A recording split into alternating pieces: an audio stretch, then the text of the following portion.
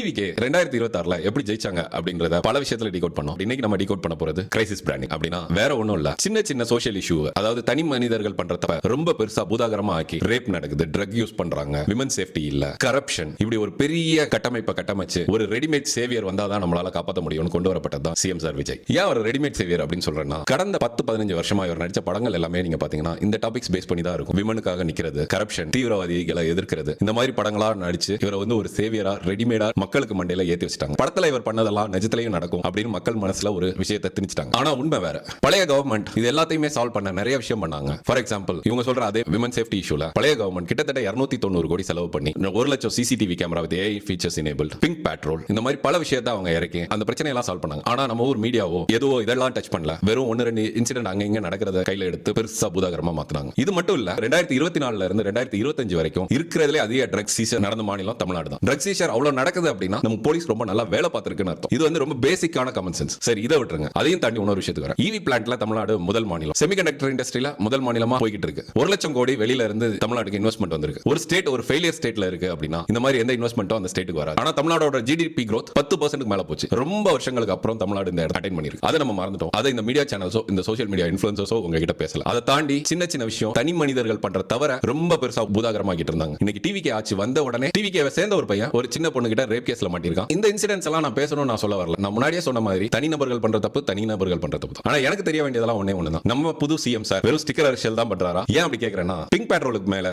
சிங்கப்பெண் sticker ஒட்டி இருக்கீங்களே, இது வெறும் ஸ்டிக்கர் தானா இல்ல உண்மையான ப்ராசஸ் சேஞ்சா? நீங்க தானே டிரான்ஸ்பரண்ட் கவர்மெண்ட் கொடுக்க போறீங்க. சொல்லுங்க, இதுக்கு முன்னாடி என்ன வேலை செய்யல, அதை வந்து நீங்க எப்படி பெட்டர் ப்ராசஸா இப்ப மாத்திட்டு இருக்கீங்க? ஏன்னா முந்தைய அரசு நிறைய விஷயம் பண்ணுச்சு, அதெல்லாம் பண்ணலன்னு சொல்லி தான் உங்களை ஒரு சேவியரா கொண்டு வந்து உட்கார வச்சிருக்காங்க. நீங்க எப்படி பண்றீங்க அப்படிங்கறத டிரான்ஸ்பரண்டா சொல்லுங்க. ஸ்டிக்கர் மட்டும் வேண்டாம். மாற்றம் ஒன்றே மாறாததுன்னு சொல்லுவாங்க. ஆனா இந்த ஸ்டிக்கர் ஒட்டுறது மட்டும் மாறவே மாறாதுல.